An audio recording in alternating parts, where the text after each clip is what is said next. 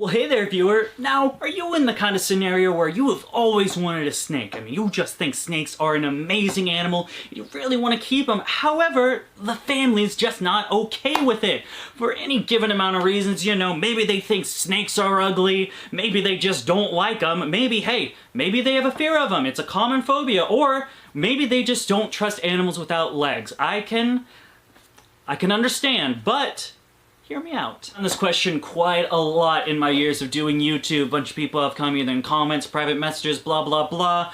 Usually around the same thing. I really want to get a snake, I really love snakes, however my family is not okay with it. How can I convince them to get me the snake, you know, and let them know that it's not that bad of a thing. Now, although I'm not the best guy to show your family, because usually when parents look at me, the scenario doesn't go, yep, that guy right there, yep, that's the guy I want to get my information of. He seems like a very trustworthy person.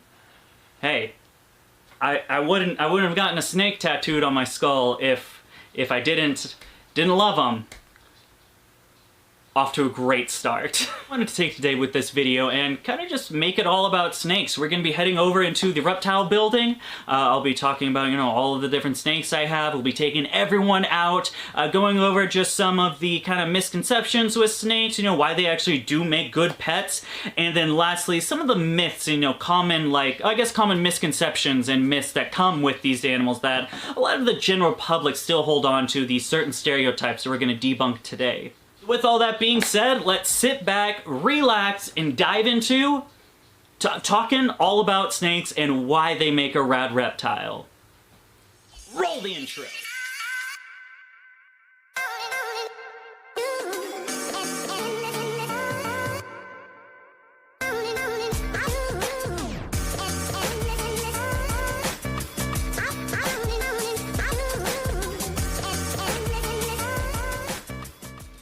Now, I think to get started, we should talk about where the origin of this stereotype came with snakes being so bad. It's my opinion that this fear really originated back in, well, when America was first here, you know, dating back to the religion days. Of course, America being a mainly Christian place, what is the serpent symbolized in America? Not good, in a very negative and Satan-y light. I don't know too much about how that goes with religion. I don't study it, but I could tell you this much, friend. They say snakes are bad, so I don't want none of it. We can take this one step further and just use this Mexican black king snakes for instance. Of course, a Mexican black king snake having a pretty, you know, self-explanatory name, this animal is completely black. If I can get her to show her face, you can see black eyes, black mouth, black scales. This animal is completely black. So when the general populace sees an animal like this, they're associating it with evil. Of course, black and a snake, this can't be a good animal. However, that couldn't be farther from the truth. This snake has been awesome. I've had her here for about a year and a half. Of course, she's just simply gorgeous with this just iridescent blackness to her. She's been one of my most friendliest snakes. She comes out very easily. Of course, you know, no biting whatsoever. You can touch her mouth, give her a little scratches. Here, we'll get a little closer, you know, give her little head scratches, stuff like this, and she's not trying to bite me. She can slither on my arm, no problem. I mean, this isn't a bad snake, and although when people would think first of, when they see, you know, this big black snake, they're like, oh, this is a bad animal. Black snake can't be good. However, it's not. It's a pretty good noodle. Pretty good, pretty swell noodle, if I do say so myself. Now, I think another huge issue when it comes to the stigma of snakes is the fact that really comes with stereotypes and ignorance. Now, I'm not trying to use ignorance as a condescending term, but simply just say that the general public really isn't very educated on snakes. They're mostly getting most of their information from documentaries, you know, Hollywood films, things like that. Snakes on a Plane, Titan boa, the anaconda, really feeding into this stigma and stereotype that snakes are these bloodthirsty killers and they are so scary. You can find those stereotypes as deep as even in the reptile hobby themselves. As many people, including myself, before I actually owned, say, the carpet python, everyone thought, and really goes to this, you know, stereotype that carpet pythons are mean, nasty animals, they can't be handled, they're horrible, when that's not true. I used to believe that. I used to be one of the guys like, oh, I don't want a carpet python, those things are mean, I do not want one. Seeing that now I've had one for about a year, carpet pythons are amazing, and with the proper technique and just ability to handle them, they virtually have zero issues. Take a look at this beautiful animal. The carpet python has to be one of the most gorgeous snakes in my collection. This is an animal that has caught my eye since it was a baby and has only gotten better. Of course, looking deep in, you can see it has these high yellows in contrast, this funky little head stamp that I absolutely adore, and also what you can see, this snake is fine. Using proper handling and the tools I need just to get her out with no problem. She's not trying to bite, not trying to strike, just moving along. Even one of the animals with one of the worst stereotypes in the reptile hobby, nothing bad. She kind of moves a little fast sometimes. She's a little jumpy. That's literally it. No bites, no strikes, nothing like that. Just her chilling out. Hey, maybe I've convinced some of you guys, showing snakes in a pretty good light, showing that these stereotypes really aren't true and these can be amazing handleable animals. But maybe some of you still aren't sure. Maybe a couple of you are trying to ask me, Dakota, well, maybe you're trying to ask me through the screen because I'm actually not there with you. This is a video. But hey, maybe you're asking, Dakota, this is of course because they're small snakes. Small snakes are always fine. It's the big ones you gotta worry about. Oh, there, buckaroo. Get ready then. Guess it's time to take out Viv. Alright, little Viv, you wanna come out? You wanna come hang out? Oh, come here, you little sweetie. Come here. Oh, boy. Oh. And here, we've got Viv. Now, Viv is a red-tailed boa, but she is BCC, not BCI, so she's not a true red-tailed boa, just a common boa. However, I'll use the term red-tailed boa because we are talking about the general... she's just wrapping around my leg. Because we are talking about the general public, and the general public really wouldn't know the difference between BCI and BCC. Now, I have had Viv for around 5 years now. I remember getting her, she used to fit in the palm of my hand. Now she's gotten to the point where I believe she is stretching over 7 feet and still has a little bit to go. Red-tailed boas can get anywhere from 8 to 10 feet long, full length if we're talking about females. And like I said, I've had Viv for at least 4 or 5 years now, and she has been the sweetest little snake I've had. Never any strikes. She's head tame. I mean, just look. You can... She'll stop moving. You can give her little head scratches. You can just mess with her head like this. Nothing. Doesn't even try to bite. Now, like I said, of course people have that stigma with them of, oh, well, the small snakes are okay, but the big snakes aren't. I mean, this, if you'd stop anchoring on every point of my body, this is a large snake. Ooh. Like I said, Viv is stretching over 7 feet. She just wants to explore. She's such a great snake and literally no problems. Like I said, little little chin scratches here and there, and she is a-okay. All Viv wants to do is explore around and really see new places. The only issue I have with Viv is she don't know her own size, so she'll be knocking me over trying to get somewhere new. I apologize if I get red and sweaty. This building is like 82 degrees still, so it's hot in here, and I get to wrangle an 8-foot snake. But anyway, while we are here with Viv, of course Viv's probably the best attraction and best ones for videos, because everyone loves a big friendly snake. My only issue is getting her on to face the camera and not just slither around.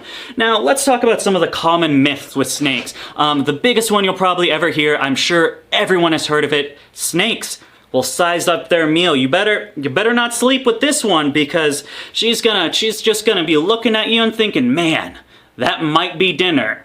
But it might not. Hang on, let me take a second to think about it. What are you thinking, Viv? Do you think you can take me? Do you think I am a good meal for you? You might be a little big, I don't know. You're pretty big.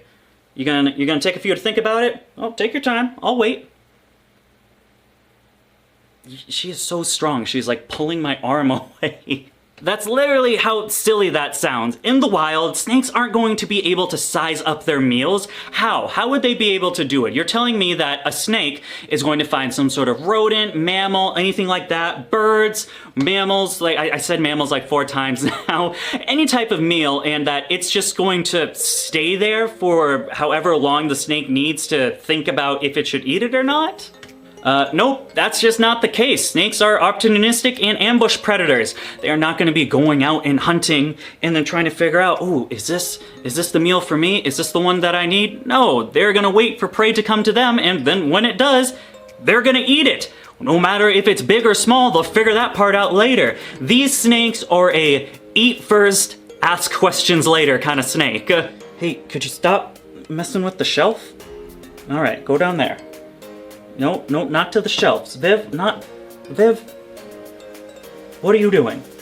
That enclosure is too small for you, young lady. Oh my god, here we go. Probably brings up a second point. Oh, Dakota, if they don't size up their meals and they're eat first, ask questions later, then that means they're always gonna be on the move. They're always gonna try to feed. Nope. That's also not the case. I actually just fed Viv, I believe, 2 days ago, and like I said, she was wicked easy to get out. If you guys want to know more, I'm not going to go too much into snake behavior, but snakes are really easy to read. They, of course, go into just a few different modes. It's going to be feed mode, explorer mode, and then stressed mode. I can talk more about that in that video right there. I won't bore everyone with it, but snakes act in distinctive modes is the best way to paraphrase it, and this thing's not trying to eat me. Look how... It's like a jump rope. Gorgeous animal, very pretty. You are a very pretty girl, Viv. I like how your face is like wicked. It's almost like a rose red. Very nice. Very, very feminine for this sweet young lady. To be honest, I don't know any other snake myths. Oops. I caught you, girl. I don't know any other snake myths. I grew up with loving animals at a very young age, so I wasn't really one of those people that fed into all the stigmas and stuff like that, how snakes are bad. So I don't know. If you have a concern or a myth you'd like me to debunk, leave me a comment and I will answer it there. But I think we're going to continue on with the closing statement. So we covered why snakes aren't notoriously evil, horrible animals like people like Christians. Oh. And then also Hollywood. Oh. While all those people prayed the stigma that snakes are bad, they truly aren't. Now, let's get into why snakes make great pets. Because of course, that's the second part of the argument, you know? Now that you're not really scared or, you know, that you don't think snakes are bad, still, why would I get one as a pet? When 2 minutes ago, before this video, I didn't even like them. Hey, I got your back, my guy. Let's talk about it. Oh man. We're gonna have to do this fast though, because it is getting hot in here. Number one, snakes are hypoallergenic. So if you are, or anyone else in your family is allergic to, say, the most common pets, cats and dogs, and you still want a little pet of your own that lives for a good amount of time, snakes can be a great alternative. Number two, snakes live for a decent amount of time. This isn't going to be something like a gerbil, hamster, rat, or mouse, which is really going to live 2 to 4 years max. This can also be contrived as a good and or bad thing, depending. I believe, I wanted to say this even though it's contradicting, oh man, this isn't a video like how to convince people, your parents, to get a snake. This is a video conveying why snakes are good and not bad. So, I mean, if you are not ready for the challenge, these guys can live up to, we take Viv, for example, she'll be here for 20 plus years. I will be almost in my 50s by the time Viv goes. And that's something you definitely have to keep in mind, whether it's a good thing or a bad thing. It's just one of those animals that you aren't gonna have just for a few years and then it's over. You get this animal for a very good chunk of time. However, that does also include some responsibility on your part. You need to make sure that you are ready to make a commitment to these reptiles because, unlike I said, those small... Man, I can get just a workout doing this. Unlike those small mammals, as I talked about earlier, these guys are here to stay for quite a bit, and you definitely have to respect them, take the responsibility to care for them, and love them. Because they're not going to love you. Snakes do not have that receptor in their brain to love. But you get a hold of them, and they look like this. So, I mean, are there any other negatives? I can't think of one. Now to go into some more pros on why snakes make great pets, they come in a pretty large variety, going from small snakes, pretty bright snakes, dull snakes, large snakes, and even snakes with different colors. Let's take these ball pythons for example. Here we have my, well, if he would not go back into his hide, here we go. Here we have my pastel yellow belly calico het clown. Of course, this is a pretty big animal as far as the genes go inside of him, but he is just marvelous. Bright yellows, almost this white belly and this interesting pattern. This is an amazing snake. However, maybe yellow's not your thing. Maybe you don't really dig the yellows. You're looking for something a little less flashy. And I would say something like the bamboo ball python would be the ball python for you. If I can get her to come out, she is at the very end.